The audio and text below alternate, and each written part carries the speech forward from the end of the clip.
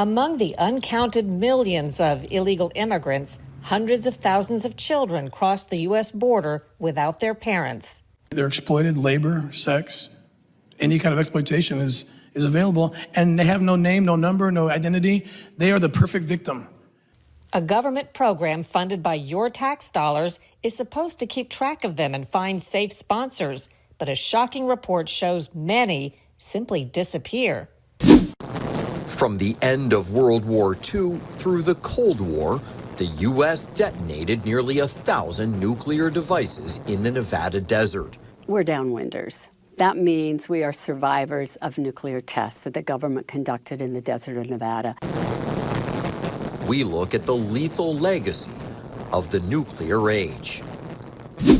Oh my God, I cannot believe we did what we did.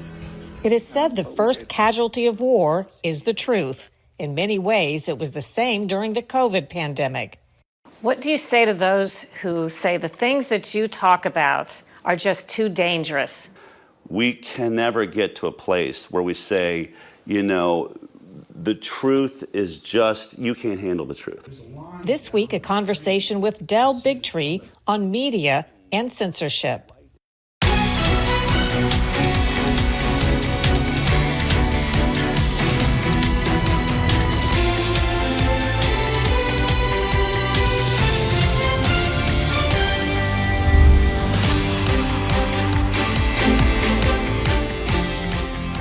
Welcome to Full Measure. I'm Sharyl Attkisson.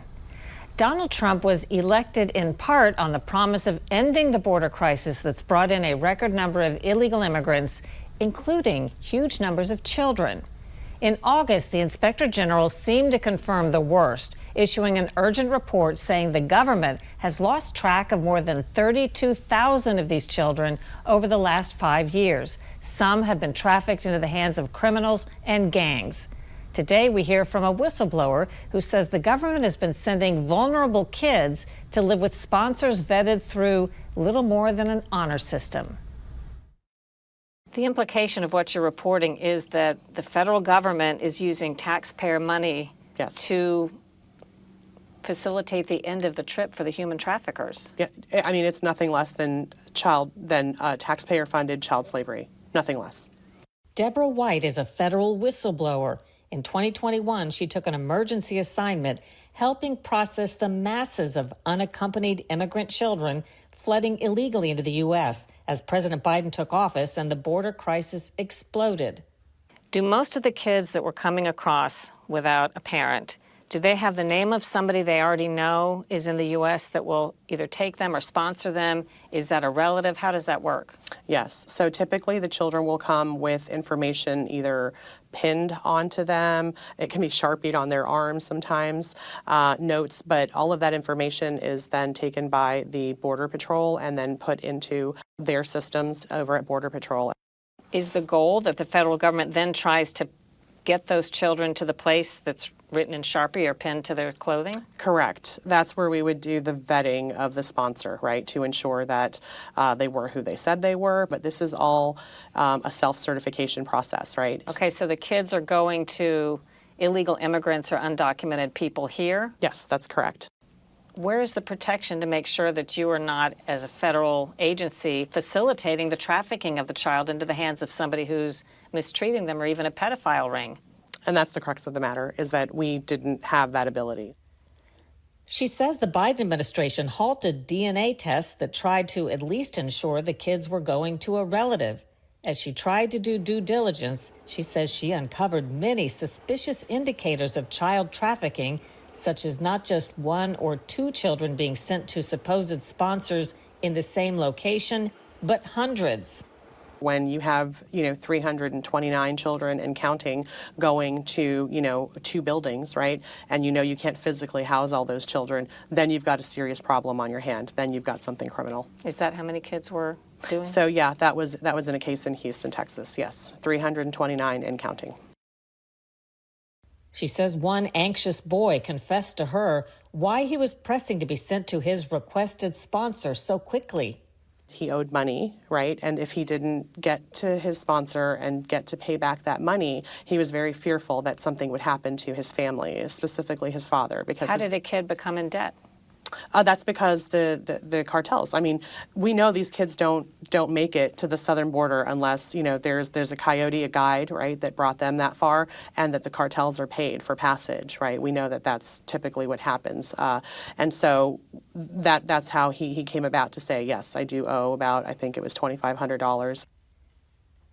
Experts say children crossing illegally into the U.S. without a parent can find themselves placed in homes where they work exhausting jobs to pay smuggling fees and expenses to their sponsors. The potential for abuse has grown with the numbers. In 2020, Trump's last year in office, 15,128 children who'd crossed the border illegally were sent for placement with sponsors. In 2023, that number ballooned 8 times to 117,789. The total over 5 years, more than 448,000 children. We went to Michigan to speak with high school teacher Richard Anksman. He says he and his colleagues began noticing more immigrant students coming to school overtired and unfocused. So a couple of students had talked about us that, you know, they had to come from school, go home, take care of family for a little bit, and then get to the plant. Working from 6 at night, packing from Cheerios to any other food things at the Hartside plant. And it was a intermediate that would hire them in there and then would promise to send money back to their homes. What age are these kids? These kids range from 14 all the way up to 19 or 20. So Is it legal for a 14-year-old to work? not that many hours. In fact, a New York Times investigation focused in part on the Grand Rapids area. It exposed children working on overnight shifts and dangerous factory jobs that can violate child labor laws. Do you feel like there's an organized network that finds these kids and knows that they're in that situation? Yeah, we think there was at that time. Did you get the sense any of them were being forced to work? Some, after we reflected back after the story, we could kind of tell that some of them, probably were being forced, especially the younger sibling of one of the kids in the story. We were stunned that she was 12 years old and she was still working these hours, living in a place that we couldn't account for. In July, Senator Chuck Grassley released internal records showing the government knowingly sent some children to a gang-affiliated sponsor and household with connections to the violent MS-13 gang. Then in August, a stunning urgent report from the Inspector General.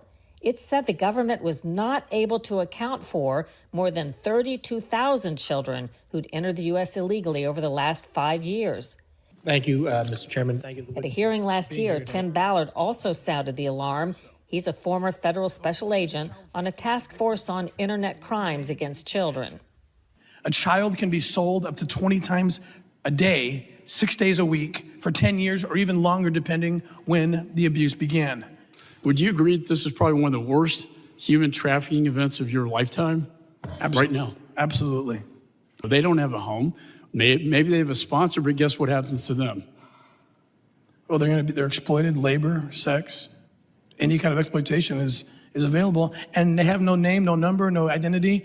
They are the perfect victim of any kind of exploitation within this country because no one even knows they exist.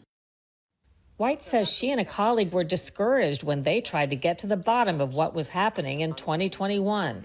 And when I did call a shelter to find out the status of a child, I was reprimanded. She told me, it's nice that you care about the kids, but it is not your responsibility. Once they leave here, they are gone, and you are not to call inquiring about them at other shelters. How do you explain that? Why the federal government and officials wouldn't care about the ultimate outcome if these children are being trafficked? Well, ultimately, if you want my opinion, it's because what bureaucrats care about is keeping their program running. Because this is a program that is funded by billions of congressionally appropriated dollars. After the immigrant child labor scandal in Michigan, the state imposed greater penalties for companies that violate the law.